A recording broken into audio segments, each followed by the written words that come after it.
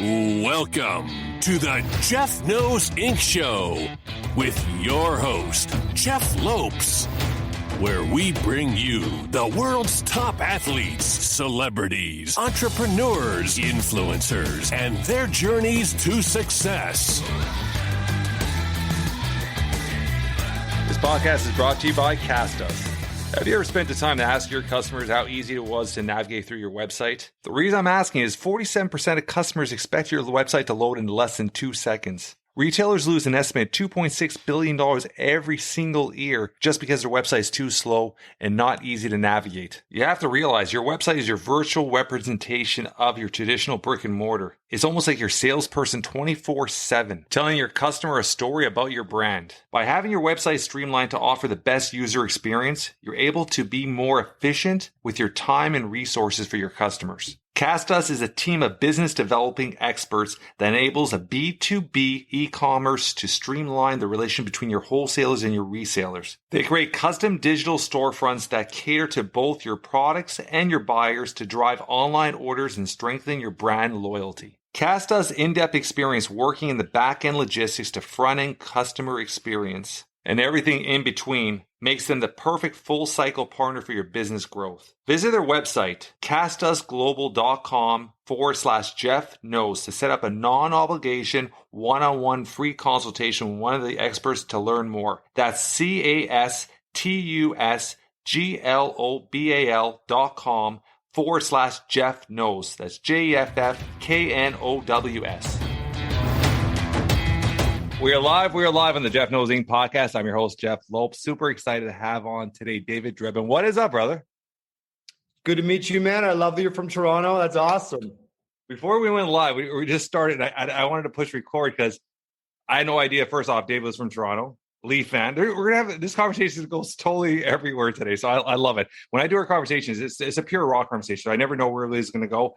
I try to be as almost curious as possible because I try not to learn as minimal as I can about the guests and then go through their story of their life and try to figure out. And knowing that you're from Toronto, I'm excited to hear.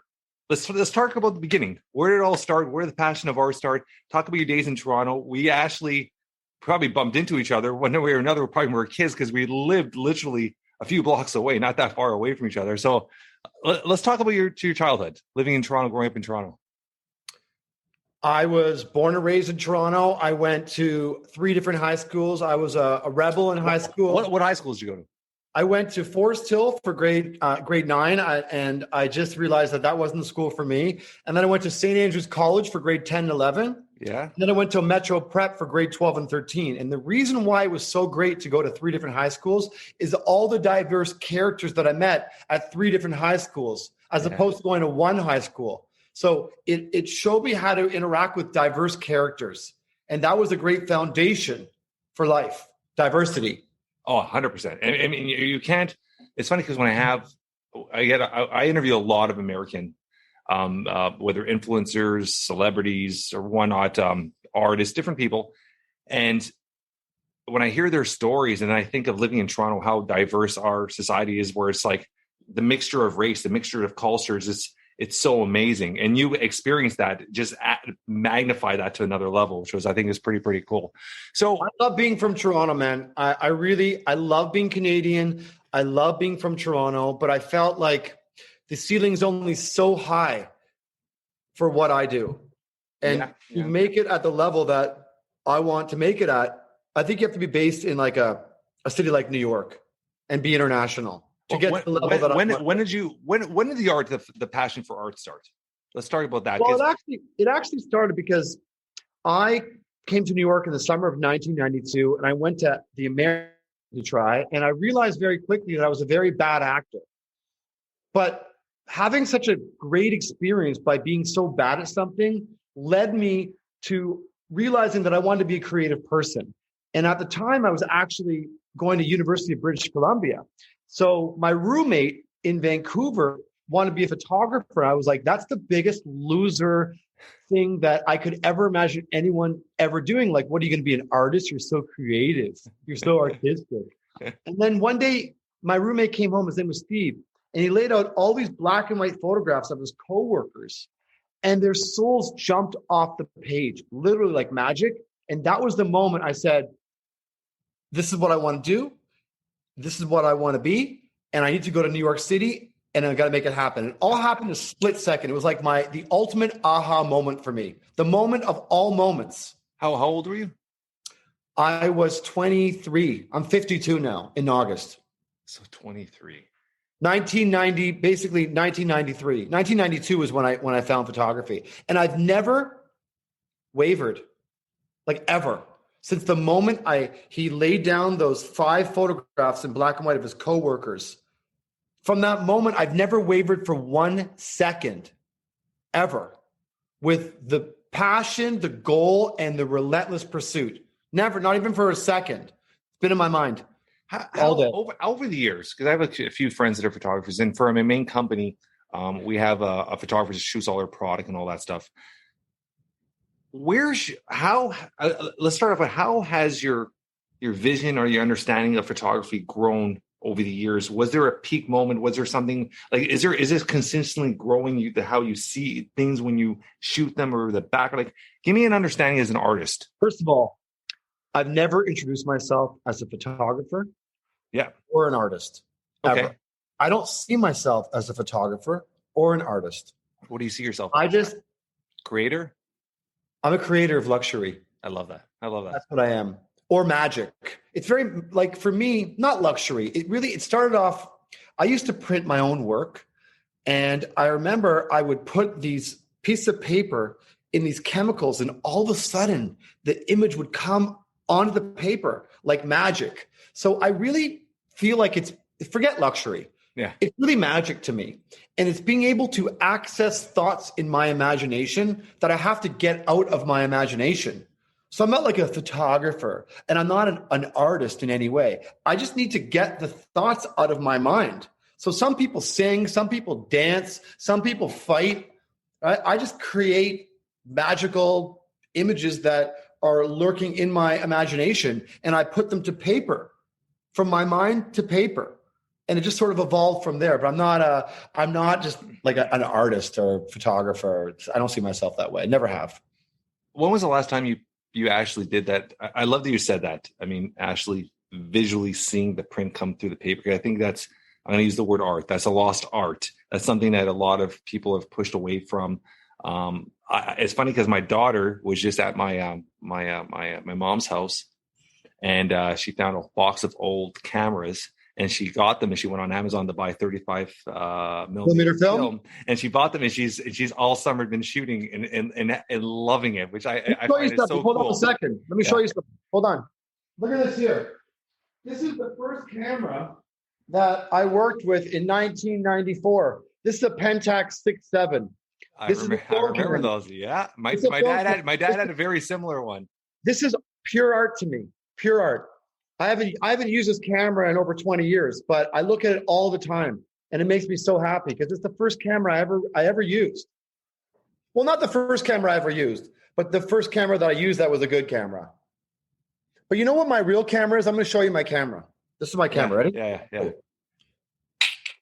That's my camera. Your eye. My imagination, and same with your camera and your daughter's camera. It all comes from your own mind.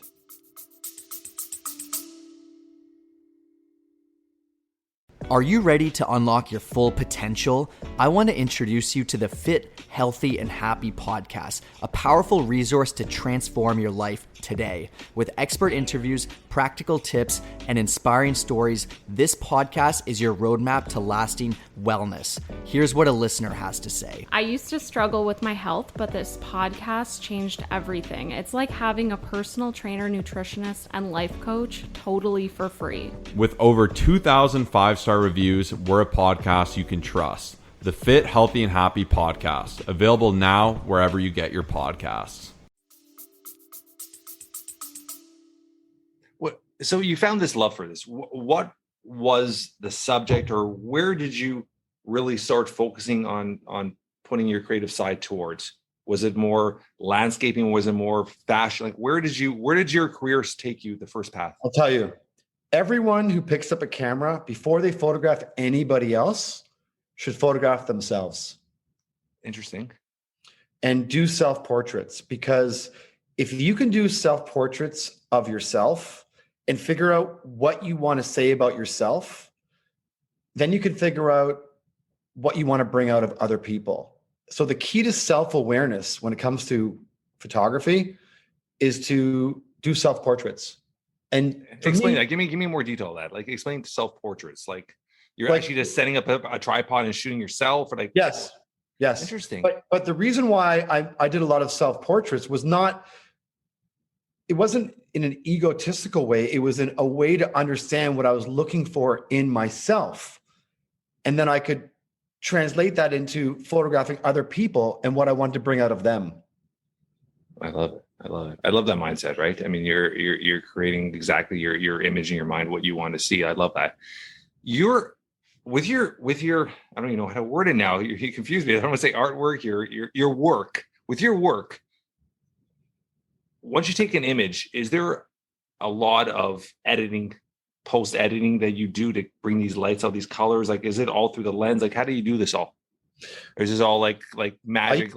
I used to do very big commercial assignments on Hollywood backlots. Okay. And I'd have a crew of sometimes up to 100 people working with me and using up to 50 lights on a job. Wow. And now I don't do commercial photography anymore. I just make my own artwork. And now I just use one or two lights. So some images require more editing than others, and others are just much more straightforward. And you never know until you get into it. The key is to always start. And a lot of people are scared to begin the process. There's a life lesson here. Well, because so much of the creative process is, I'm great, I'm not great, I'm shit, I think I might be okay, this is awesome, I love creativity. That's so you got to go on a crazy whirlwind to think that you're good, to think you're not good enough, to think you're shit, to think you might be good, and to realize, you know what, you're awesome. And if you're not willing to go deep, then you're not willing to go deep. It all depends on how self-aware you are and how deep you're willing to go within yourself to find the creativity to express yourself to the world in however you want to express yourself. I mean, yeah. I mean, that's why I said there's a life lesson there, because you could utilize that towards anything in life, which I love that. So when you are working with, like, do you work with smaller companies now? Do you just do your own large artwork and like I said, do your own galleries and stuff like that? Like, where's your focus now, and how has it evolved over the last couple of years? So I used to work for brands, okay, all over the world, until I realized that I'm the brand and I don't want to work for brands. So then I created my own artworks and I started showing my work in galleries all over the world, because I don't believe in selling my work directly. I think third-party validation is what takes you to another level from a branding perspective. So I work with top galleries all over the world. And it all started for me actually in Berlin, of all places. I had a show at a gallery in Berlin called Camera Work in 2005. And that was the beginning of a crazy whirlwind of being represented by some of the finest galleries all over the world. And that's when I realized I'm the brand. People want to buy my artworks, my imagination, which is interesting because growing up, I felt like no one would ever really listen to me and my words. So I had to create pictures so people would pay attention. And I got people's attention by accessing my imagination and making the photographs that spoke 1,000 words. So that was roughly 17 years ago, a little over 17 years ago, that when you're in Berlin. How did that come about? Was that through the contact? How did that moment come about? Great question. I had a show at a gallery called Fahey Klein in LA, and Elton John walked in and bought literally half the show. And a friend of mine said to me, you should call this gallery in Berlin called Camera Work. And I was on a bit of a high because of that moment. So I just picked up the phone. I called this strange number, 01144, whatever, in Berlin. And the owner of the gallery happened to answer the phone. And I said, hi, I'm David Drebin, and I love your gallery. She said, this is crazy. You're calling me because the framer's literally walking in right now with a photograph that I recently purchased from a gallery in LA called Fahey Klein. So as I called the gallery, the owner was waiting for a framed print she just purchased at the gallery in LA. And that's when I realized at that moment I was really onto something, and it really has kind of steamrolled ever since. It hasn't stopped. It's bigger now than ever. We've got worldwide representation, and it's really all about the great relationships I've had all along the way. In fact, my last agent in New York, an absolute legend named Bill Stockland, he's about to walk in my door in the next 5 minutes. He just happens to be in the area, and he texted me, and I said, I'm on a podcast right now, but come on in. And wait till you see this guy. He is a legend, and wait till you see what he looks like. If he's not so shy to actually come on the camera, because he's an only in New York kind of character. Only in New York kind of character. Because New York is made for outcasts and black sheep and people who never felt accepted in their own hometown. So they come to New York to make it. People come to New York to make it. To make it. And I love the concept. What's a different vibe when you're saying that from New York to LA, coming from a Canadian looking at it? They're both places where a lot of artistic people, a lot of actors, singers, they'll spread their wings to those two main areas. A lot of big chefs. What's the different mindset from being in LA to being in New York? I love LA. I've done a lot of work in LA. I love the light. But for me, I have this concept, which is this. People go to LA to fake it. People go to New York to make it. I love it. People go to Miami once they made it. Interesting. I never heard that one though. I love that. Fake it, make it, made it. I love LA. I just feel like I wouldn't be as focused there. And in New York, you have to focus. I'm incredibly focused here all day, every single day. And I love the vibe. I love the energy, and the energy doesn't lie. It's New York City.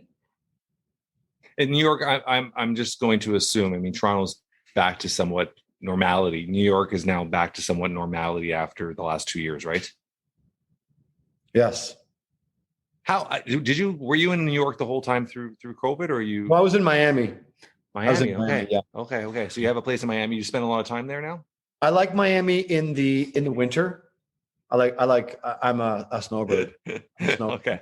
But I don't, for me, I'm on my phone all day, all over the world. It doesn't really matter where I am. I manage my manufacturers all over the world, and I manage my galleries all over the world, that as long as I have my phone, my earpiece, and a couple chargers, it doesn't even matter where I am ever anymore. Yeah. Because I built this over the last couple decades. So how many galleries do you have going on at once?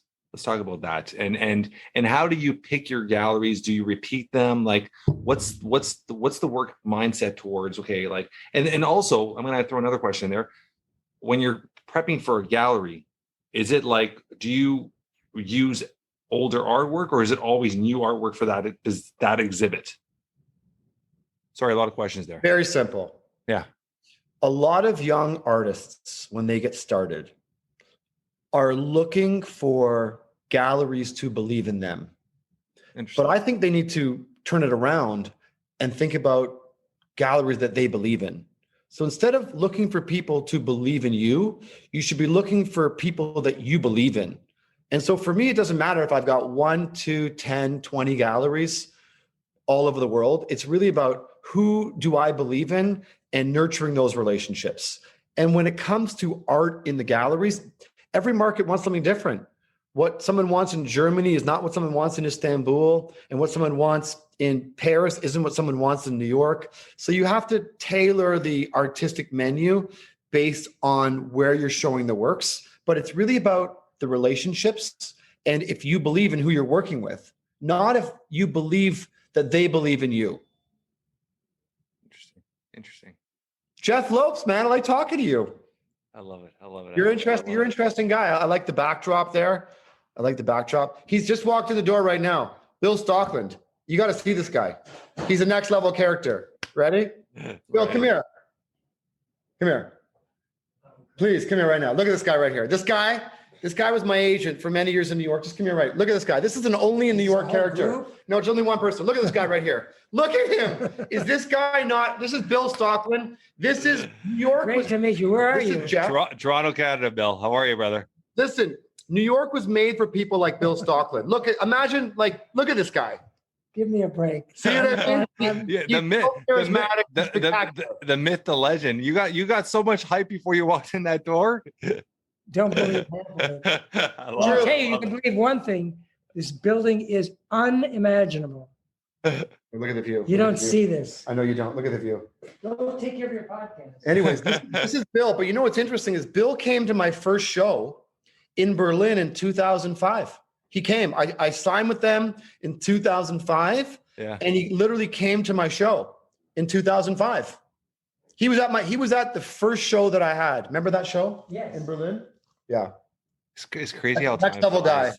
Crazy how time flies, and crazy how I wish you were here. the relationships you build, right? And lifetime relationships, right? Obviously, you see the friendship there, which is pretty amazing. Yeah, we were always supposed to be friends. Yeah, Because it's very rare, but when you do find, it's very special. Yeah, because he was a commercial agent. He was a commercial agent, and I wasn't really working a lot commercially because I have my own recognizable style. Yeah. But people were buying my work as art while I wasn't working commercially. And he would always say to me, "You don't need to work commercially. People are buying your art. You're crazy, man." Remember all those conversations we had? He was like, "You don't want to work commercially. It's bullshit. You're selling your art. All those guys want to be like you." So he actually had this vision for me before I had this vision for me. And we became really great friends in the meantime. I love it. And I came to New York to meet people like this guy. You walk into a place like this, you own the city. Yeah. This is a crazy apartment. How long have you had that apartment for? Well, I lived in a apartment in Sullivan Street for 25 years that had mice and cockroaches and an elevator that took about a minute and a half to get up to the 7th floor. And a couple of years ago, I stumbled upon this place on just off Madison Avenue with the most epic views imaginable of New York. I mean, you're only seeing this. It's crazy. It looks like a pictured background. Well, it's like I live in a movie. I live in one of my own pictures. That's pretty amazing. Pretty amazing. And the real estate in New York, the lifestyle, it's expensive, huh? Everything's expensive, but for me, I don't see how expensive something is. I see the struggle and the perseverance that it took to be able to be in a position like this. Years of struggling, years of believing in myself when others didn't believe in me, but I always believed in myself. And I think, a lot of people want to ask me technical questions about how I take photographs, what galleries that I work with, but that's not really that interesting. What's interesting to me is the battles, the struggles, to believe in yourself first, to get the world to see you the way you see yourself. And give me a couple stories of something. Give me a couple of stories, because I think our audience would love to hear some stories of the actual real struggles. Like, give me some stories of I'll give you a perfect example. Moments where you're just like, what the fuck is going on? I got so many. I mean, I'll just give you one, for example. Yeah. I'll never forget when I was just out of school, I had these 10 photographs that I really knew were special. And there was a teacher at Parsons who had a gallery. And I went to her gallery in Chelsea with these prints. And I said, "What do you think?" She goes, "You'll never sell those works ever. They're like fashion photographs." And I thought, I'm not a fashion photographer, and style is forever, fashion's of the moment. And she said, "You're never going to sell those works." Okay. And I knew I would. And then in the next couple of years, I sold all of them, and for a lot. And I actually have her letter. I have her letter here. It's somewhere in here. I've got a whole stack of rejection letters. Like I've wrote all this stuff down of all the people who didn't believe in me and what they said about me that was wrong. All of them. These are all people who didn't believe in me and what I wrote about how I felt and how I really believed that it would happen for me. I love so it. I had a lot of people in the beginning, everyone does, who doubt you, but the key is to believe in yourself because the world doesn't care. No, when you're young, you think the world doesn't care. And then when you get older, you realize the world doesn't care and it's okay. Yeah. You go from no one cares to no one cares. And that's a great thing. Yeah. It's all perspective, right? How we view everything is just perspective, right? And I have this conversation all the time. I mean, it's the simplest little crazy thing. Like even when I got two little ones. I'm not little anymore. They're in their teens, 14 and 16. And I work out with them every single day.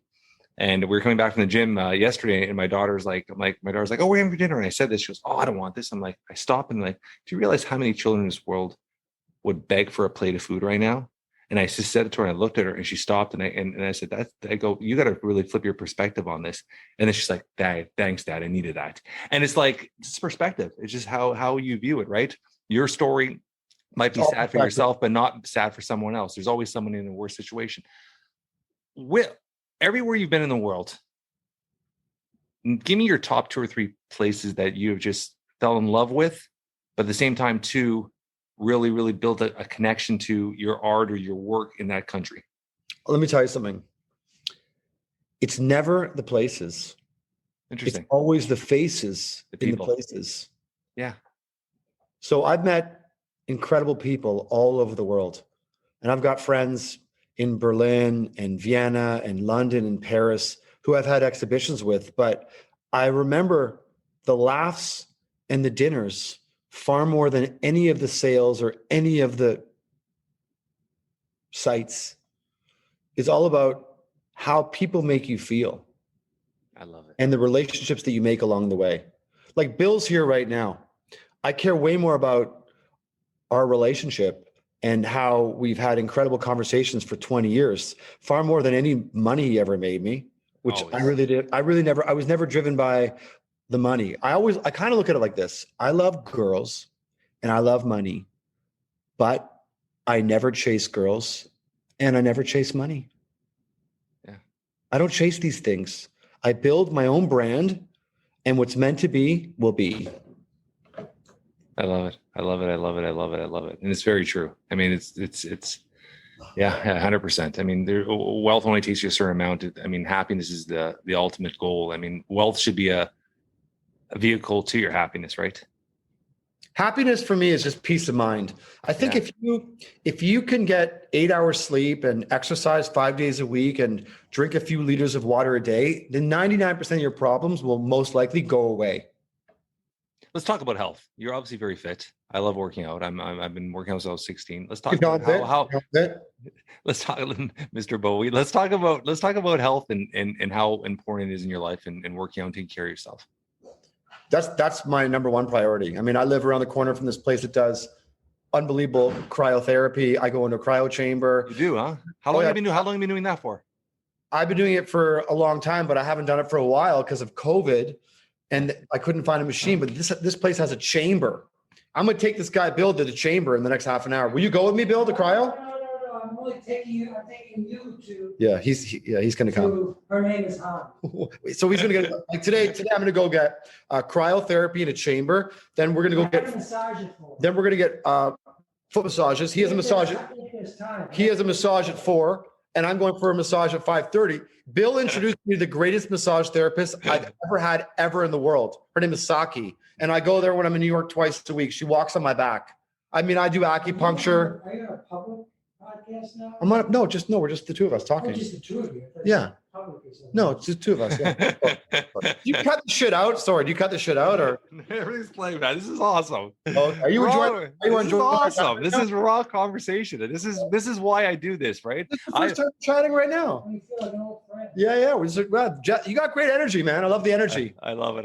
So do you do like little cuts of this that we? Yeah, we do. We do cuts. We said all that. We've recorded 186 episodes. I've been a guest on over 100 other shows. Is this your favorite one you've ever done? Yeah, so far, yes. 100%. It's just that energy. Exactly what you said. It's just that relaxation, right?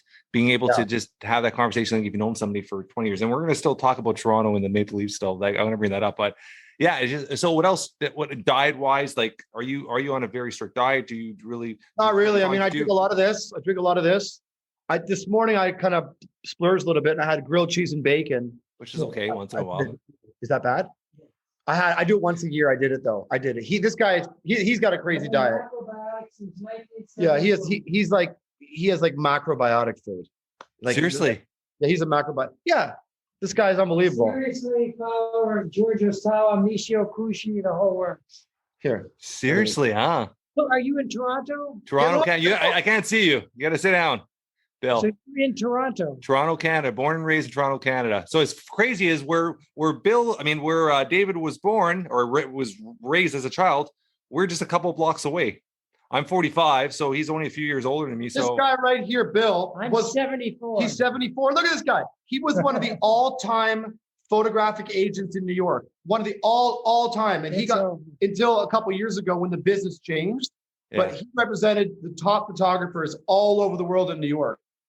So how are you connecting with David? What is this about? It's just conversation. Our podcast is we got a really popular podcast in Canada. We get about 2 million downloads a year, and it was just somehow met through a third party and just met today. And obviously the vibe is there, the vibration is there. People come to New York to meet a guy like this. Would you see this guy, an agent? He's too embarrassed. Yeah, I told you he'd be like this, right? He'll pass him the name of the podcast so I can listen to you. Yes, I appreciate it. I appreciate it. Look at this guy. Very nice meeting you, brother. Anyways, I'm just snooping around. I love it. Are you into fasting at all? Good question. Me, no. I'm into intermittent fasting, but only when I'm down in Costa Rica. He was asking me the question, not you. So I like to eat between 11 and 8 every day. Okay. And I eat pretty clean. Today I just felt like splurging. Sometimes it's good to shock the body a little bit. But it's good. It's good once in a while, just to switch it up, right? Yes. Good. Thank you. Yeah. Sorry. On the podcast, Bill, stop talking to me. Go sit in the corner. Sorry. Oh God, Bill is when he came in with the sunglasses. I'm dying to think of the name right now. Is one of the biggest rock bands of all time, Canadian band. Geddy Lee. Yes. Geddy Lee. Baseball. When he walked in, I was like, they go. He gets great seats in restaurants. They think he's Geddy Lee. Okay, so I'm not the only one that thinks this. He looks like Geddy Lee. He's way cooler than Geddy Lee. He's this guy, Bill. You come to New York to meet a guy like Bill Stockland. You really do. He can't take the compliments, but I really mean it. He's very, very interesting. He has unbelievable vision for a lot of the talent that he represented. He knew where everyone was going to go. He just knew everyone's direction. And he pointed out my direction when I first started with him in 2004. I didn't want to accept it, but eventually I accepted the vision that he had for me before the vision I had for myself. So he was one of many fantastic mentors along the way for me. Mentors are extremely important. Yeah. And he was a huge mentor for me. From a health standpoint also, he introduced me to foot massage, my massage therapist, even diet. So even though we met for representing me as a photographer, that wasn't what our relation was ever about. It was always about other things and mentorship. Yeah, I was even more friendship. This is the way you guys are interacting. There's a close. Yeah, he's like a bond around my apartment right now. He's looking at everything. I'm like, what the fuck are you looking at right now? He's looking at everything in here. I think the interior design is well. Yeah, very well. Yeah, we're gonna talk about it after. Sorry, I'm on a podcast right now with Jeff Lopes, who gets 2 million downloads a year. This guy's a beauty. Bill, stop talking to me for 10 more minutes. Sorry, Jeff. No worries, buddy. So, all the artwork you've ever done. Or not artwork, creative work, whatever you want to call it. Has there been any pieces that you have just held for yourself you've never sold? No, I don't hold any for myself. But what's interesting is the ones that I thought would sell don't really sell, and the ones that I never thought would really sell. It's kind of like rock stars and songs. Yeah. They don't always play their songs that they really want to play at concerts, but they play the songs that the audience wants to hear. So if you went to a Rolling Stones concert and they said, we want to play you our new song, most people don't want to hear the new song. They want to hear the old songs. They don't want to hear the new songs. So you got to get to that point where you're not playing the old songs, but people still want to hear the new songs. Bill, you're in the shot, man. Stay out of the shot. Does that make sense? 100%. People want to hear the old songs, but I want people to hear the new songs. How has your style changed over the years? Has it changed? Yeah, because I started off making photographs, and then I started commercially. Then I was making photographs of women, and I'm actually very good at photographing men, but most people don't buy photographs of men as art. And I'm just as comfortable photographing men as I am women. And then I started to make photographs of landscapes. And then I started making neons. Yeah. And then I started making diamond dust prints and sculptures and etchings on glass. And I'm like a creative director with manufacturers all over the world who execute my vision. And now with all the apps. Do you license, I guess, your artwork to other companies to use on product? Okay. No. Okay. And now I use a lot of my creativity through the apps on Instagram and I love TikTok too. I love TikTok. I mean, I've worked with top branding agencies in New York. Yeah. And only to realize that I was pretty good at making my own content. Very, very, very good. Let's talk about Toronto. Let's talk about Toronto Maple Leafs a bit. You're saying 93. So that was when you left Toronto or left. No, I've never lived in Toronto full time since I was 15 years old. I mean, I've lived there very part time. Yeah. So how did your passion for hockey? When did you start? Did you ever grandfather took me to the Gardens? Yeah. My grandfather took me to the Gardens. Can you turn that lower, please? What a distraction this guy is. I'm really sorry. No, he's entertaining, but I'm sorry. All good. So your grandfather took you to the Gardens, so you fell in love with the Maple Leafs. Do you still pay attention to the team? Yeah, I love the team. They upset me every year. I love the Toronto Maple Leafs. They upset me every single year, but I love them. I just love them. I got to manage my expectations with the Leafs. I love that picture. You look like a young Wayne Gretzky there. 99. I love being from Toronto. You know, you can leave Toronto, but Toronto never leaves you. You still have do you have any family still here? Yeah. Most of my friends. Yeah. Because, you know, sometimes the old friends are the kind of the real friends. Yeah. Or you become yourself. Yeah. People see you as you Jeff or David before they see you as Jeff Lopes or David Drebin. So I really cherish my old friends who don't really care what I do or what I become. And it's just about energy, laughs, and personality. How often do you come back to Toronto? I come in the summer. I love the summer. I don't like the winter. I'll never come back in the winter. I love being from Toronto, but I always knew I could never make it in Toronto doing what I do. It's not possible. There's just not enough fish in the sea. Yeah. I'm fishing for sharks. How often do you travel? Like for your work, do you like when you're shooting? Do you shoot a lot in New York still, or do you travel a lot for your shots, or is your schedule? I've traveled around the world. How many days a year are you on the road? I have probably 4 million miles on American Airlines that I've traveled, and it's 26,000 miles all over the world. So if you do the math, I've traveled around the world about 150 times by myself, all over the world, around the world, just to make photographs. I love making photographs. That's my real passion. But I was also a waiter for many years, and I don't ever want to be a waiter again, even though it was a great experience. So I like to create art. I like to market the art that I create, and I like to nurture relationships all over the world.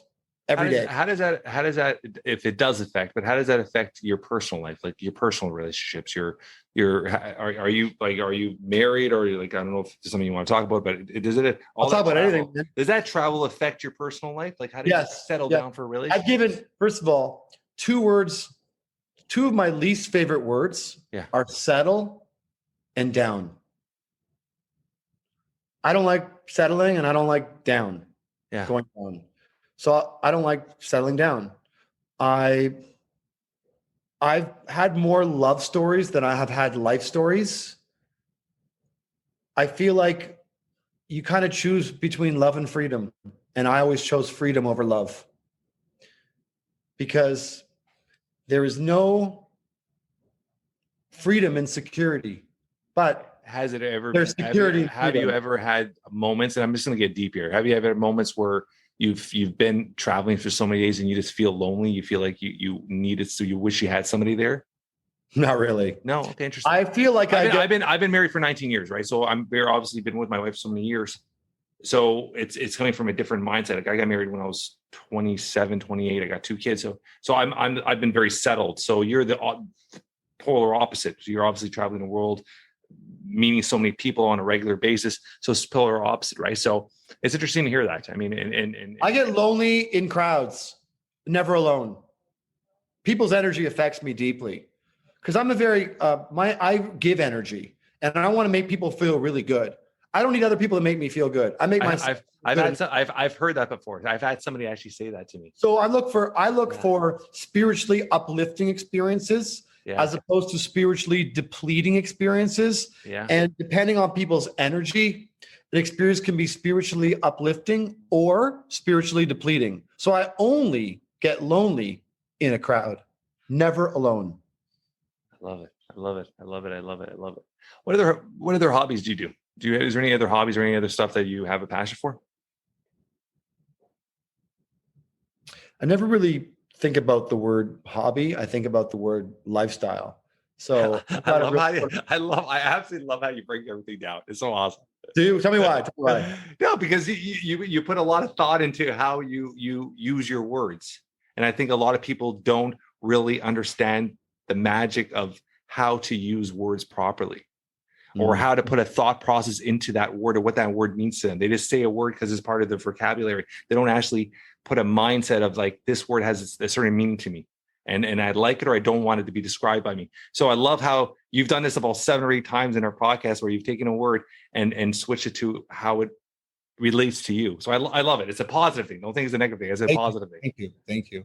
For me, it's just lifestyle. Health for me is first. I make sure I get my sleep, exercise, hydration, and I nurture relationships all over the world. So I think my greatest hobby is having rich relationships, great relationships, because that's what life's all about, is making other people feel amazing. That's what I like to do every day, all day. I don't care who it is. I just want to make people feel great. That's all I really want to do. That's it. A few more questions. Celebrities. Obviously, you said Elton John bought a whole bunch of your pieces. Any other massive celebrities have you interacted with that have fallen in love with your artwork or your? First of all, I photographed many celebrities over the years. Oh, yeah. And I've had many celebrities purchase my work, but I've mentioned their names in the past and it got me in a whole lot of trouble. No worries then. I don't know why they would ever care, yeah. But I get myself in trouble when I mention who buys my work for whatever reason. I don't understand that. I've actually had to sign confidentiality agreements saying I'm never going to mention their names, which is like, seriously, like, who gives a fuck? Anyways, whatever. I'm very grateful that people buy my work, whether they're a celebrity, whether they're someone who spends $500,000 on the work or someone who saved for years and years to afford a $6,000 piece. For me, it's all the same. People are people. I was going to ask you that. Where is your price range? Because that's a huge gap. You're saying 6 to 500, half a mil. Is there like how do you put a price on your work? I mean, so my work is in a limited edition. Okay. Photographs and diamond dust works of 7 in large and 10 in medium. And my work ranges from 8,000 to 100,000 US. But I've got people who own 20, 30, 40, 50 works all over the world who've been collecting my works for years and years. So I have a great client base. I don't sell my work directly. They purchase through my galleries, but they become my friends in the meantime. Yeah. It's kind of a whole 360 lifestyle. Yeah. Creating the art, hanging out with the people who buy the art, whether they buy the art or they don't, it's okay. It's just trying to find like-minded people and spiritually uplifting relationships and reciprocal relationships too. Yeah, of course. Always. I become clients of my clients. Yeah. Also. Yeah. Like I just got a mortgage for this apartment in New York. Yeah. And the guy who gave me the mortgage now wants to buy a bunch of my works, but I never got the mortgage, so he would buy the works. He just wants to buy the works. It's just a reciprocal relationship. I love reciprocal relationships that are not strategic and manipulative. They just sort of happen organically. Yeah. Yeah. They're the most authentic, right? Yeah. I love that. One last question, David. If something really happened to you today, in a few words, how would you want to be remembered or described by your peers?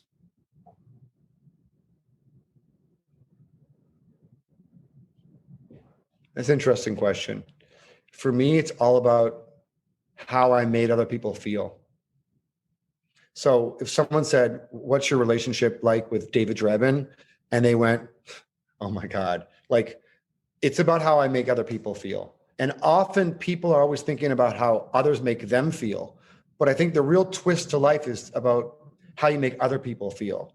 So at the end of the day, it's almost like you're once gone and twice forgotten. We're all here for a short period of time. If you're lucky, you have 30,000 days if you're lucky, 35,000 days if you're lucky. So it all comes down to the memories in other people's minds about how you made them feel. The end. I make a living creating feelings. That's what I do. People look at the art, it makes them feel something. Yeah. So I want to make people feel that way with the energy as well. Yeah. It's about making people feel great. Just you're very good at it too. You make people feel very safe, very calm, and great also. Non-judgmental, very empathetic and compassionate. I'm just being me, right? And the only way to either you're gonna like it or you're not. It's just who I am. I'm just very laid back, very honest, very open, right? So I love it. I love it. I will tell you one thing. I can't wait to see the clips. Yeah, it'll be out in a couple of weeks, 2 weeks, not next week, the week after. So this has been awesome. I want to say thank you. I want to say hi to Bill. If he's still around, say hi. Bill, not a character? Was he a character? I the whole time when he came on screen, I was like, what's the name of the band? What's the name Geddy of the band? Lee. He's saying Geddy Lee. This guy's spectacular. Only in New York character. Bill Stockman. Only New York. I love it. I would say David is the most successful of all of the people I represented. That's amazing. Hear that? Yeah, amazing. That's a big honor. Wow. Big honor. And he had the vision for me before I had the vision for me. Which is pretty special. Yeah, it's awesome. We're going for foot massages now, cryotherapy. We're going to go see Saki for massages. We got a whole day ahead of us, man. Korean lunch right now. And we're going to go for Korean lunch too right now. How can our audience get a hold of you? How can our audience follow you, get a hold of you? Let's give us all the details. My TikTok is daviddrebin.com, DREBIN.com. My Instagram is @DavidDrebin. A lot of people reach out to me. I respond to everybody. Awesome. And I just want to inspire other people to be themselves, because there's nothing worse for me than wasted talent.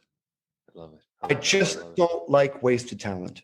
I love it. I appreciate this, man. Next time you're in Toronto, you got it. I'm gonna actually have your number now, so I've saved it. So I'm gonna shoot you have my number. Next time you're in Toronto, shoot in. We'll grab a bite. I'd love to. I'll come to St. Clair and Dufferin.